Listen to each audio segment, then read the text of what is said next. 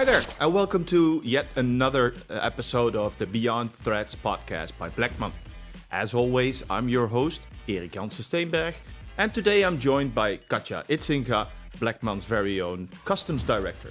Thanks for having me, Eric. Happy to be here. It's a pleasure, thank you. And it's a good thing that we have you. We need your insights, we need your experience, because today we will be covering how brands are adapting, changing their internal processes to the new customs, the new tariff regulations. So all that is happening in the world of international fashion trading. So I'm very happy to have you, Katja. We go way back. I know what your expertise is. I know your background, but for the listeners, can you please explain what it is you do, why it is so relevant at the moment, and of course, introduce yourself a bit. Okay, I will. Thank you, Eric. So my name is Katja Idsinga, and I just recently started working for Bleckmann, but I have 25 years of experience in customs. Yeah. I started off in consultancy, then moved to the importer side, worked there for many years, and now the last couple of months working for Bleckmann, which is the first time I'm working for a logistics service provider. Yeah. The one actually filing the declarations instead of getting the orders to file the declarations. Yeah, correct. So really happy to be here. Different environment for me. First, I'm also in fashion and lifestyle, but really grasping everything that I'm seeing now. Yeah, it's a whole new world. Yes, I understand. So for you and me, this has been let's say the world that we work in. So it's our day-to-day bread and butter. But for the listeners that are not too experienced in the customs environment in which we operate, can you give us a brief, customs general overview of the things that our brands, our customers, are having to deal with on a day-to-day basis? So at Bleckmann, we store and transport our goods on behalf of our customers. Mm-hmm. As soon as you cross a border, you have to file a customs declaration. It can be import, can be an export, or storage in a bonded warehouse or in a free zone. And we also use transport documents such as transit documents to move goods between two locations. Yeah.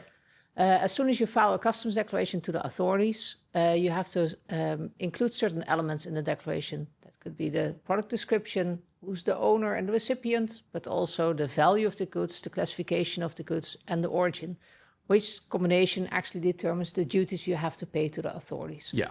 And my team is responsible for filing the declarations.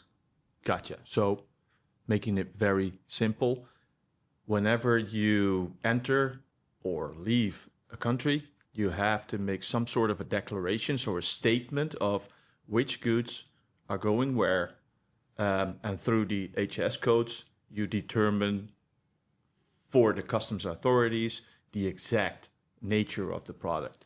Correct, yes. And that's used to, unfortunately, hit you with taxes and etc. Yeah. Yeah. Okay. Thank you very much for the explanation. Hope it helps. So what we see now is that due to a volatile world at the moment, we see that, for instance, the American administration is putting in tariffs, new regulations, and striking existing regulations.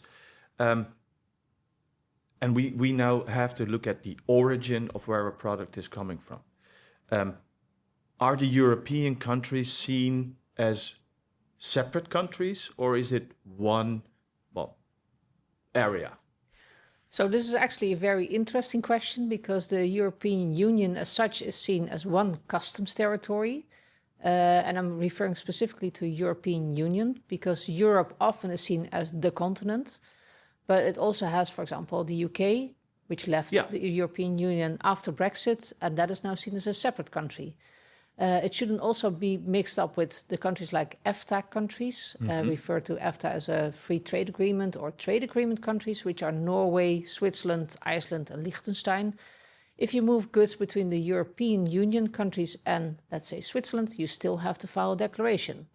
And that is regardless of whether there's tariffs in place, but the declaration need is still there. A similar thing happens with Turkey. The European Union and Turkey have a customs union, that abolishes all the duty rates, but it's still a declaration is required. So whenever you're moving cross-border, you always have to define whether you are crossing a border of a country or customs territory. Yeah. And of course, the question which 80% of the listeners and viewers are now waiting for, what is really going on in this turmoil in customs recently? So what we see over the last couple of years already is that many countries are starting to look at protectionism of their own market. Yeah. It can be through sanctions. We've seen a lot of sanctions packages issued by governments to protect their own market, but also to exclude other markets from just going into their own country. But we also see that with tariff measures, like the ones that we see now with the US administration.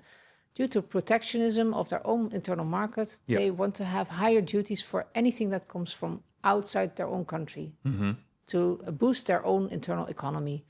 Especially for fashion and lifestyle products, that brings us to a very difficult position because our customers often have their manufacturing being done in Asia or in South America, then move their goods to the US for their biggest customers, their own customers. Absolutely. But then are faced with customs duties that are higher than they had in the past, or the potential higher duties, because there's so much uncertainty that we don't know what they have to pay.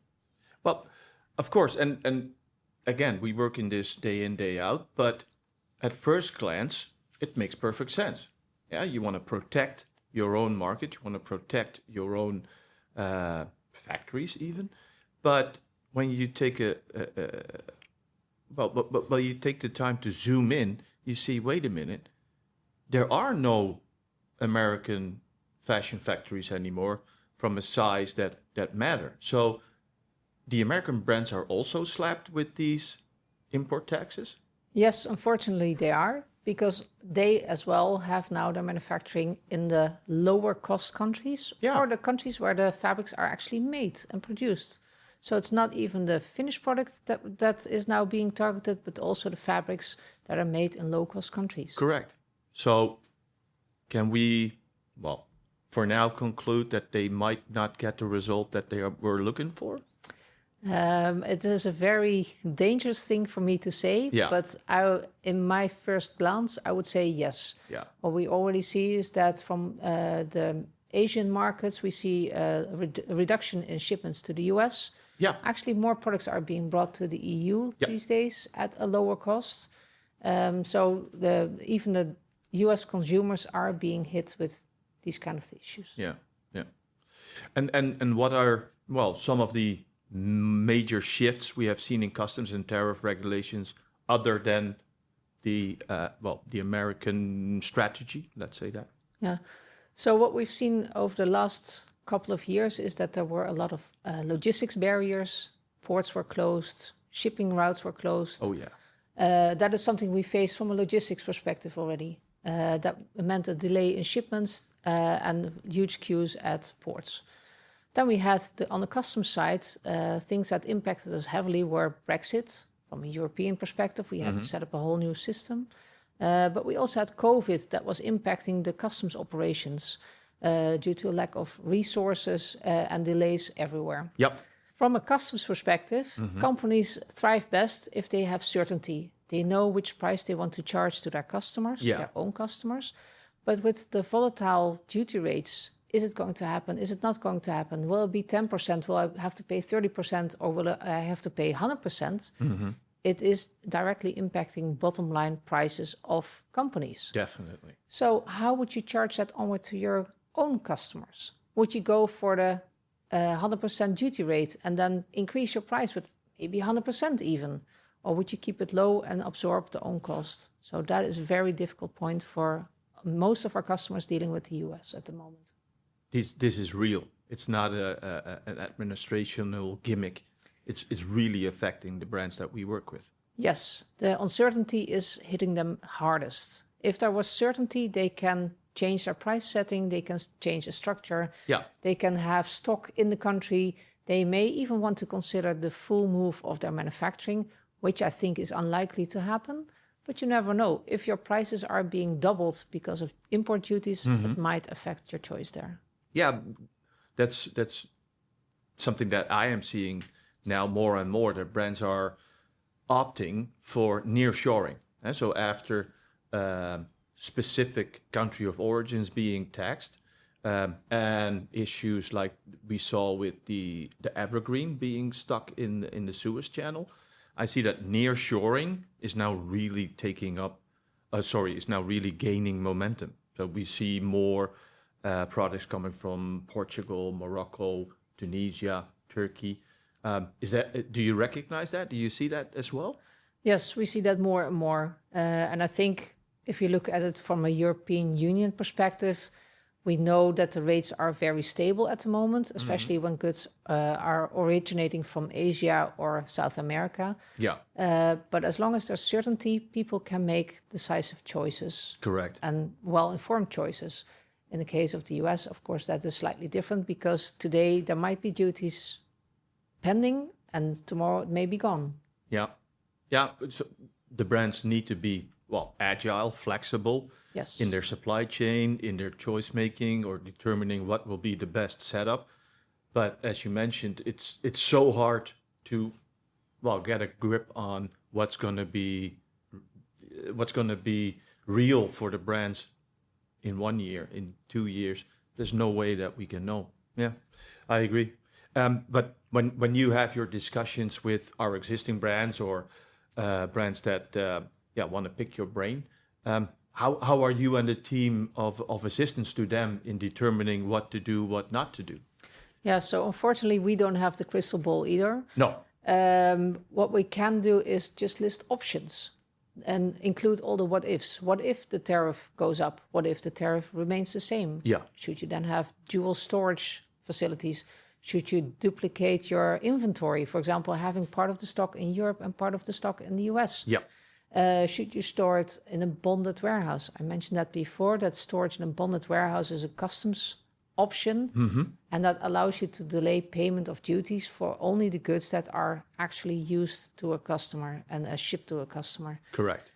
So those options might be good for our clients as well, but it all depends on the overall situation of a customer. So, but also dual sourcing. So looking at the origin of the goods to see whether you can use a free trade agreement or a trade agreement to minimize your duty impact could also be an option. Yeah. So we help our customers just listing all the options for them and helping them with their thought process on how to best set up their supply chain. Yeah. So I think it's safe to say that we can conclude that the right approach, the right setup, the right prepping to do is highly customizable, or needs to be customized per brand, per product, per flow. But when we look at bringing that resilience, that flexibility into the supply chain of the brands, would be key items that you always look into with brands, and what tips and tricks can you give the brands listening? Okay. Yeah, so first of all, data is key. Make sure you have your master data in order. Yeah. If you know where your goods are coming from, where you're shipping to, what are your main customers' base? Are they all located within one country? Then it makes sense to import everything and have everything locally stored. Yeah.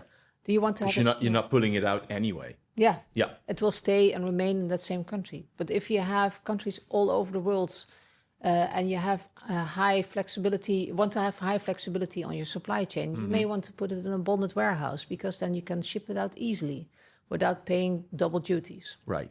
So master data on your products because you need to know the source. Can you manufacture somewhere else? Would you have the flexibility to move your factory? Yeah. Yes or no? Sometimes it's a clear yes, sometimes it's a clear no, but you need to know. Yeah. Then also where your customers based. But also if you have a lot of returned goods, we know in fashion and lifestyle, about 30 to 40% of the products in retail sale is returned to the manufacturer. Yeah. Or to the owner. Correct. If you already moved something out of a country and have to return it, you run the risk that you have to pay double duties. under very strict circumstances, it is possible to get a reduction in those duties. So that is also a part of the master data that should be kept really close and really monitored.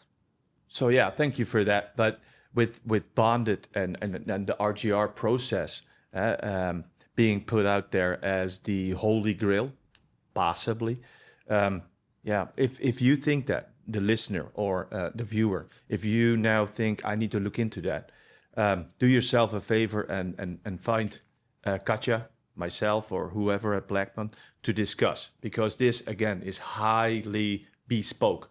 It needs to fit your flow, your products, your brand. But we are there to advise you.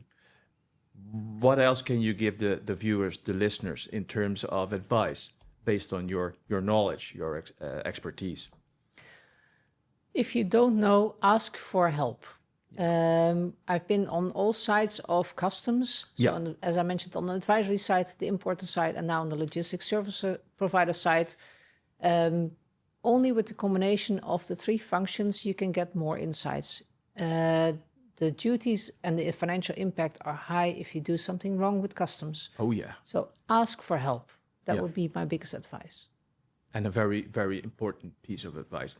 Thank you again for being here today. As always, let's put it out there. How can people reach you? And so how can they benefit from your expertise?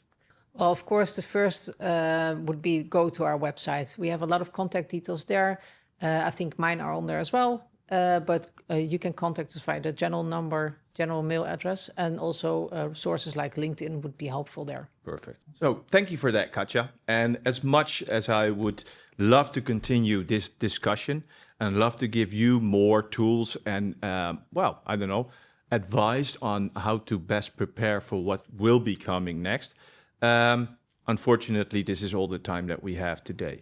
So do yourself a favor. If there are still gray areas, if you still have your questions, make sure you reach out, get the help, and get set up the way you need to be set up for success, not for failure and backlash. So I also hope that you will tune in for our next episode. And until then, my name is Erik Jansen Steenberg. Talk soon.